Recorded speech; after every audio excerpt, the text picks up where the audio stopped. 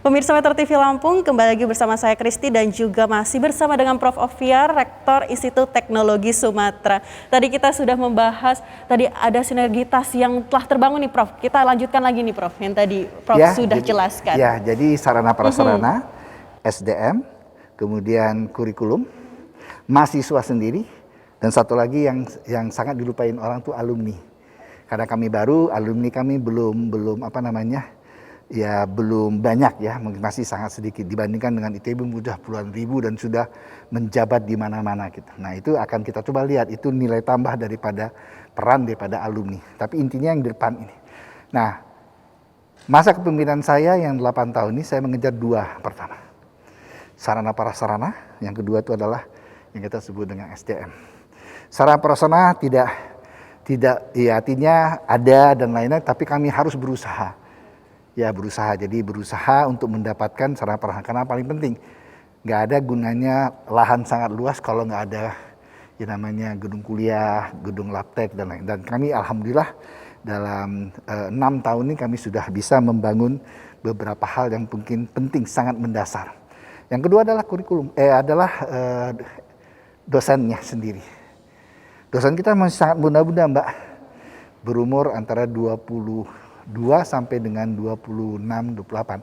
Nih Prof, apakah dosen-dosennya ini didatangkan langsung dari ITB dan lain-lainnya, atau emang kita melihat sumber daya manusia yang ada di Provinsi Lampung sendiri Prof? Tidak bisa tidak, pertama kita tuh harus ada dosen ITB. Karena kita harus berkuliah. Dosen tuh harus S2 dan kalau bisa S3.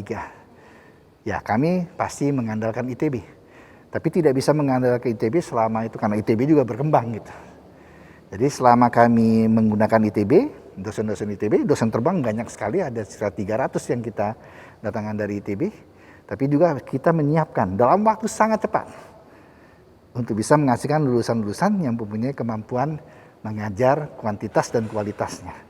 Jadi selain dari kami menerima dosen doktor, tapi kami juga dalam waktu 3 tahun ini, 2020, 2021 dan 2022, kami akan menerima sekitar 350 doktor ke luar negeri.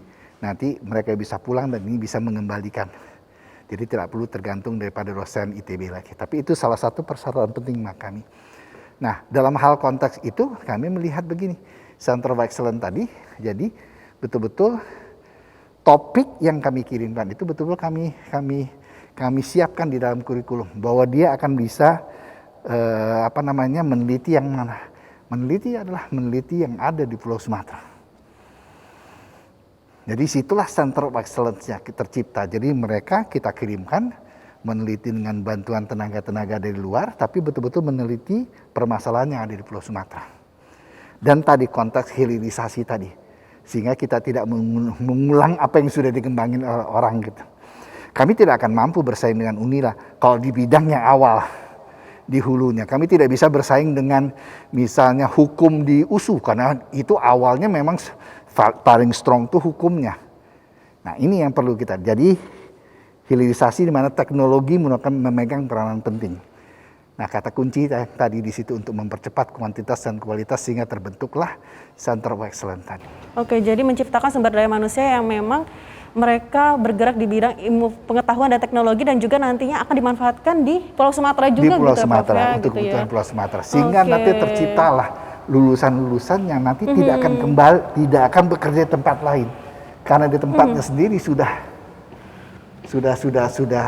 cukup untuk ada lapangan pekerjaan sesuai dengan kalian. Oke, namun Prof, kita melihat kan ini Sumatera itu sangat luas ya Prof ya. Bagaimana cara ITERA sendiri untuk perekrutan mahasiswanya sendiri dengan Pulau Sumatera yang sangat luas ini Prof? Ya, itu alami karena kita mempunyai sistem yang sama dengan nasional. SN, SB, SMB, SBMPTN dan SMMPTN. Dan dalam konteks ini memang yang kita coba lakukan itu adalah kita tidak mengatakan bahwa harus diutamakan dari Sumatera, tidak. Sekarang memang sebagian besar itu hampir 62%, 61 sampai 62% itu adalah penduduk Lampung. Tapi jangan terlena dengan sistem transportasi kita yang sangat baik sekarang, Trans Sumatera dan lain-lain. Dulu orang ke mana? Dari Palembang mau ke Lampung ini butuh 7 jam. Atau 8 jam, atau naik pesawat 3 jam. Tapi sekarang 3 jam sudah sampai. Orang lebih cepat dari sini ke Sumatera daripada dari sini ke Palembang daripada mau ke Bandung dan lain-lain. Jadi artinya Lampung harus hati-hati juga. Jangan sampai dengan transportasi yang sangat dekat ini, ya ITERA ini diisi oleh orang Palembang atau orang Medan. Jadi orang harus mampu Medan sangat bersaing tinggi di ya, sini. Prof ya, seperti Bersaing. itu ya. Jangan sampai orang Lampung kalah bersaing di Provinsi Lampung gitu. Jadi hati-hati, dan kami membuka kesempatan semua. Dan kami juga dengan sistem transportasi yang sangat baik. Mahasiswa kami sekarang bukan orang Palembang yang banyak. Ya orang Banten, orang Bandung lebih banyak daripada orang Palembang di sini mahasiswanya. Nah ini ya itu fenomena daripada transportasi ya Bu ya. Apalagi dengan sistem daring orang bisa dari mana saja sekarang. Saat ini kan banyak banget sebenarnya Prof ya mahasiswa-mahasiswa yang berprestasi Prof gitu, apalagi melihat kesenjangan ekonomi di Indonesia ini mungkin masih sangat jomplang Prof seperti itu. Bagi ITERA sendiri Prof, apakah ada program-program tertentu yang memang bisa mengakomodir mahasiswa-mahasiswa yang berprestasi seperti ini untuk berkuliah di ITERA? Inilah yang kata kunci di kami. Ya kami mengejar betul-betul sekarang sudah ada 4 tipe. Dia kaya, dia pinter. Bukan ITERA tempatnya, bukan ITB juga tempatnya. Silakan dia ke Amerika, kemana-mana. Ya Mbak ya, yang paling penting saat ini adalah dia pintar tapi dia tidak mampu. Inilah kata kunci kita. Dan kami mengencourage semua pemerintah provinsi, pemerintah daerah, pemerintah kabupaten, dan juga pemerintah nasional untuk mengisi tipe-tipe ini. Dia pintar, tapi dia tidak mampu.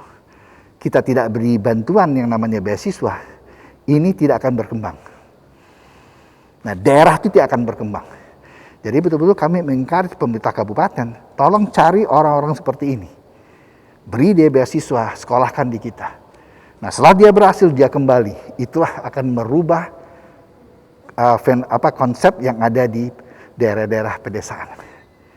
Jadi ada 4 Mbak tadi. Kaya, pintar. Pintar, tidak kaya. Kemudian ada bodoh, kaya.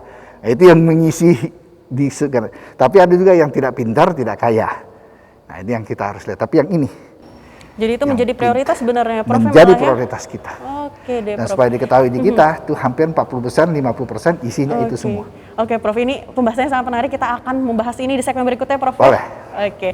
Pemirsa Metro TV Lampung, setelah jeda pariwara berikut ini kita akan membahas lebih lanjut terkait program-program dan juga yang dihadirkan oleh ITERA. Tetaplah bersama kami di Dialog Spesial.